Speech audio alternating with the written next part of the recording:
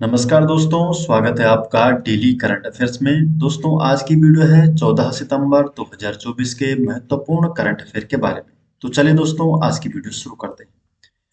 आज की वीडियो का क्वेश्चन नंबर 1 है, हिंदी दिवस मनाया जाता है। तो जो हिंदी दिवस है ये कब मनाया जाता है? तो हिंदी दिवस हर साल 14 सितंबर को मनाया जाता है। सी ऑप्शन इसका सही जवाब हो जाएगा। डिटेल जान लेते हैं। तो प्रत्येक वर्ष 14 सितंबर को हिंदी दिवस मनाया जाता है और इसका उद्देश्य है हिंदी के महत्व को समझना और इसे बढ़ावा देना। 14 सितंबर 1949 को हिंदी देश की राजभाषा घोषित की गई थी। इसीलिए भारत के पहले प्रधानमंत्री जवाहरलाल नेहरू ने 14 सितंबर को हिंदी दिवस मनाने का निर्णय लिया था और तब से 14 सितंबर को हिंदी दिवस के रूप में मनाया जाता है। पहला जो हिंदी दिवस था इसे वर्ष 1953 में मनाया गया था। मंडेरिन, स्पेनिश और अंग्रेजी भाषा, इन तीन भाषा के बाद हिंदी दुनिया में चौथी सबसे ज्यादा बोली जाने वाली भाषा है। नेक्स्ट क्वेश्चन है, हाल ही में PCAF partnership for carbon accounting financial पर हस्ताक्षर करने वाला पहला भारतीय बैंक कौन बन गया है? तो पीसीएएफ पर हस्ताक्षर करने वाला पहला भारतीय बैंक है यूनियन बैंक ऑफ इंडिया। तो हाल ही में यूनियन बैंक ऑफ इंडिया ने partnership for carbon accounting financial F PCAF पर हस्ताक्षर किए हैं और यूनियन बैंक पीसीएएफ पर हस्ताक्षर करने वाला पहला भारतीय बैंक बन गया है। पीसीएएफ की फुल फॉर्म है partnership for carbon accounting financial. Question number 3, US news and world reporting के अनुसार दुनिया का सबसे अच्छा देश कौन सा है? तो US news and world report के अनुसार दुनिया का सबसे अच्छा देश है स्विट्जरलैंड। सी ऑप्शन, स्विट्जरलैंड दुनिया का सबसे अच्छा देश है। यह है US news and world report इसके अनुसार। तो प्रथम स्थान हासिल किया है स्विट्जरलैंड ने, दूसरे स्थान पर है जापान, तीसरे पे है संयुक्त राज्य अमेरिका और भारत का स्थान है 33वां। तो भारत 33वें स्थान पर है इस रिपोर्ट के अनुसार।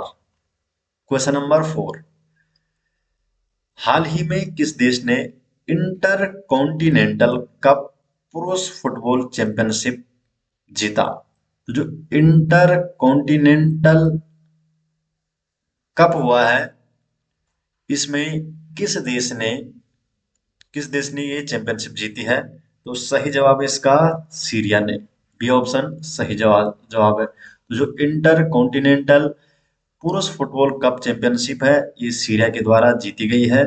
डिटेल जान लेते हैं। तो हाल ही में सीरिया ने भारत को 3-0 से हराकर इंटर कॉन्टिनेंटल कप पुरुष फुटबॉल चैंपियनशिप जीत लिया और जो ये इंटर कॉन्टिनेंटल कप है ये इसका चौथा संस्करण था। इसका आयोजन अखिल भारतीय फुटबॉल महासंघ द्वारा 3 से 9 सितंबर तक किया गया था। इसे हैदराबाद की जीएमसी बालयोगी गाचिबौली स्टेडियम में आयोजित किया गया था। इसमें 3 टीमों ने भाग लिया, भारत, सीरिया और मॉरिशस। तो इन 3 देशों की टीम ने इसमें भाग लिया। इंटर कॉन्टिनेंटल कप जिसे अखिल भारतीय फुटबॉल महासंघ द्वारा आयोजित किया जाता है और इसकी शुरुआत हुई वर्ष 2018 में।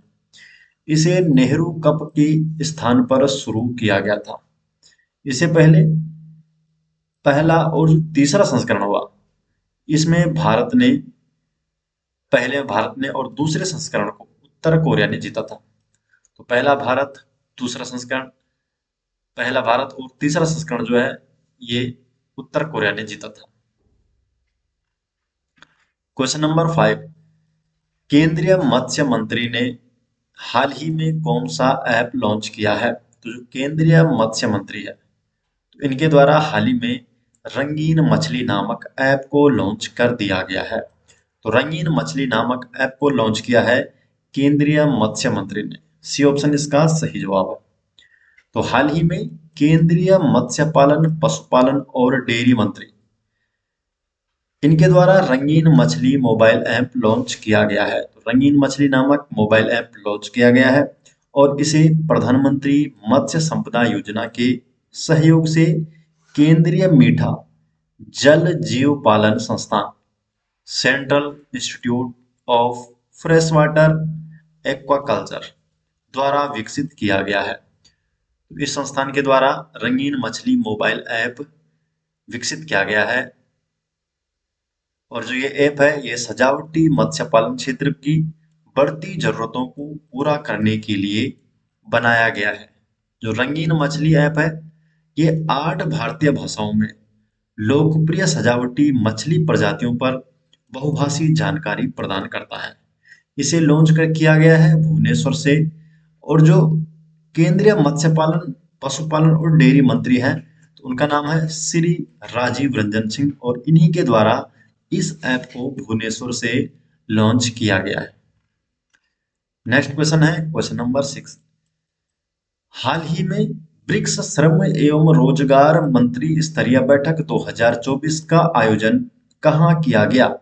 तो ब्रिक्स श्रम एवं रोजगार मंत्री स्तरीय बैठक 2024 का आयोजन कहाँ किया गया है? सोची में। तो सोची में किया गया है, सोची रूस में किया गया है। डी ऑप्शन इसका सही जवाब है। तो हाल ही में ब्रिक्स श्रम एवं रोजगार मंत्री स्तरीय बैठक 2024 का आयोजन किया गया और जो ये बैठक है ये रूस के सोची शहर में आयोजित की गई। ब्रिक्स के बारे में जान लेते हैं। तो वर्ष 2001 में ब्रिटिश अर्थशास्त्री हुए हैं जिम ओनील। तो जिम ओनील ने ब्राजील, रूस, भारत और चीन को मिलाकर ब्रिक्स शब्द दिया है। तो ब्रिक्स शब्द दिया है जिम ओनील ने ब्राजील, रूस, भारत और चीन को मिलाकर। तो इन 4 देशों को एक संगठन बनाया गया और ब्रिक्स शब्द दिया गया। इसके बाद वर्ष 2010 में इसमें साउथ अफ्रीका को शामिल किया गया और इसके बाद इसमें एस शब्द को जोड़ दिया गया और इसका नाम बन गया था ब्रिक्स। वर्तमान की बात करें तो इसमें 10 सदस्य देश हैं। ब्राजील है, रूस, भारत, चीन, दक्षिण अफ्रीका, मिस्र, इथियोपिया, ईरान, सऊदी अरब और संयुक्त अरब अमीरात। तो अब इसमें 10 सदस्य देश हैं और वर्ष 2009 से ब्रिक्स के नियमित शिखर सम्मेलनों का आयोजन किया जा रहा है और भारत ने पहली बार वर्ष 2012 में ब्रिक्स की अध्यक्षता की थी। नेक्स्ट क्वेश्चन है क्वेश्चन नंबर 7। विदेश मंत्रालय ने हाल ही में आर रविंद्र को किस देश में भारत का अगला राजदूत नियुक्त किया है? तो विदेश मंत्रालय ने आर रविंद्रा को आइसलैंड का अगला राजदूत नियुक्त किया है। तो विदेश मंत्रालय ने हाल ही में आर रविंद्र को आइसलैंड में भारत का अगला राजदूत नियुक्त किया है। क्वेश्चन नंबर 8 है मलावी की राजधानी कहाँ स्थित है? जो मलावी है तो मलावी की राजधानी है लिलोंग्वे। लिलोंग्वे है मलावी की राजधानी। मलावी एक अफ्रीकन देश है और इसकी राजधानी है लिलोंग्वे। क्यों चर्चा में है, डिटेल जान लेते हैं। तो हाल ही में भारत सरकार ने मलावी, जाम्बिया और जिम्बाब्वे की सरकार और लोगों को मानवीय सहायता प्रदान की है। क्या मानवीय सहायता प्रदान की है? तो मलावी के लोगों को 1000 मीट्रिक टन राइस दिया गया है। जाम्बिया के लोगों को टोटल 2500 मीट्रिक टन मेज दी गई है, जिसमें पहली खेप में 1300 मीट्रिक टन पहुंचा दी गई है और बाकी पहुंचाई जाएगी। जिम्बाब्वे यहाँ पर 1000 मीट्रिक टन राइस दिया गया है। तो ये मानवीय सहायता दी गई है इन तीनों देशों को। ये सहायता भारत की वसुधैव कुटुंबकम के सिद्धांत की भावना और प्रधानमंत्री नरेंद्र मोदी द्वारा रेखांकित अफ्रीका के प्रति हमारी अटूट प्रतिबद्धता का प्रतीक है। क्वेश्चन नंबर 9, हाल ही में वर्टिकल लॉन्च शॉर्ट रेंज सतह से हवा में मार करने वाली मिसाइल VLSRSAM का उड़ान परीक्षण कहाँ किया गया? जो वर्टिकल लॉन्च शॉर्ट रेंज जो सतह से हवा में मार कर सकती है, इस मिसाइल का परीक्षण चांदीपुर में किया गया। डी ऑप्शन इसका सही जवाब है, चांदीपुर। तो हाल ही में भारतीय नौसेना और रक्षा अनुसंधान एवं विकास संगठन ने वर्टिकल लॉन्च शॉर्ट रेंज सतह से हवा में मार करने वाली missile VLSRSAM vertical launch short range surface to air missile का सफलतापूर्वक उड़ान परीक्षण किया है और ये परीक्षण ओडिशा तट पर चांदीपुर में एकीकृत परीक्षण रेंज से किया गया। क्वेश्चन नंबर 10, 63वें सुब्रतो कप अंतरराष्ट्रीय फुटबॉल टूर्नामेंट के अंडर 17 लड़कों का खिताब किसने जीता? तो जो खिताब है ये जीता है मणिपुर के द्वारा। ए ऑप्शन इसका सही जवाब है। तो हाल ही में मणिपुर के टीजी इंग्लिश स्कूल ने सुब्रतो कप अंतरराष्ट्रीय फुटबॉल टूर्नामेंट का अंडर 17 लड़कों का खिताब जीता है। इस फाइनल मुकाबले में टीजी इंग्लिश स्कूल ने मेघालय के मिंगकेन क्रिश्चियन हायर सेकेंडरी स्कूल को हराया है। ये जो सुब्रतो कप था, इस बार इसका 63वां संस्करण था और इसका आयोजन नई दिल्ली में किया गया था। इस बार भारत के अलावा बांग्लादेश, नेपाल और श्रीलंका की टीमों ने इसमें भाग लिया था। सुब्रतो कप के बारे में जान लेते हैं। तो ये देश का एक premier inter school football tournament है और इसका आयोजन दिवंगत एयर मार्शल सुब्रतो मुखर्जी की याद में किया जाता है।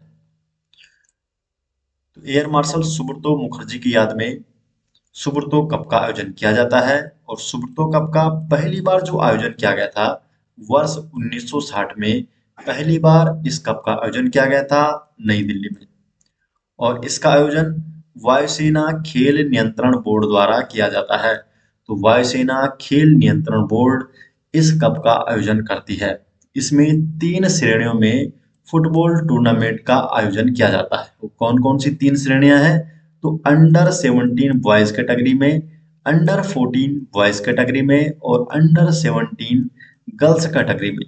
तो ये 3 कैटेगरी है जिसमें सुब्रतो कप का आयोजन किया जाता है। क्वेश्चन नंबर 11, टाइफून यागी किस महासागर से संबंधित है? तो जो टाइफून यागी है ये कौन से महासागर से संबंधित है? दक्षिण चीन सागर से। तो जो टाइफून यागी है दक्षिण चीन सागर से इसका संबंध है। तो हाल ही में टाइफून यागी दक्षिण चीन सागर में विकसित हुआ है और इसे इस वर्ष बेरिल के बाद दुनिया का दूसरा सबसे शक्तिशाली उष्णकटिबंधीय चक्रवात माना जा रहा है। जो टाइफून यागी है इसे जापान मौसम विज्ञान agency GMA Japan meteorological agency द्वारा यागी नाम दिया गया है। जो टाइफून यागी का जो नाम है यागी, इसे जापान मौसम विज्ञान एजेंसी द्वारा ये नाम प्रदान किया गया है और टाइफून एक तरह का चक्रवात होता है। नेक्स्ट क्वेश्चन है क्वेश्चन नंबर 12, अखिल भारतीय राजभाषा सम्मेलन 2024 कहाँ आयोजित किया जाएगा? जो अखिल भारतीय राजभाषा सम्मेलन 2024 है ये कहाँ आयोजित की जाएगी? नई दिल्ली में। तो सही जवाब है नई दिल्ली, ए ऑप्शन नई दिल्ली। तो अखिल भारतीय राजभाषा सम्मेलन 2024 का आयोजन राष्ट्रीय हिंदी दिवस के अवसर पर नई दिल्ली के भारत मंडपम में आयोजित की जाएगी। तो आज 14 सितंबर 2024 को इसका आयोजन नई दिल्ली भारत मंडपम में किया जाएगा और ये सम्मेलन का चौथा संस्करण है। तो दोस्तों ये हो गया आज 14 सितंबर 2024 के महत्वपूर्ण करंट अफेयर और ये सभी नोट्स आपको मिल जाएंगे हमारे टेलीग्राम चैनल में, जिसका लिंक आपको डिस्क्रिप्शन में दिया गया है। वहां से आप हमारे टेलीग्राम चैनल में जुड़ सकते हैं, जहां पर आपको डेली अपडेट किया जाता है। तो मिलते हैं दोस्तों नेक्स्ट वीडियो के साथ, तब तक के लिए आपका बहुत बहुत धन्यवाद।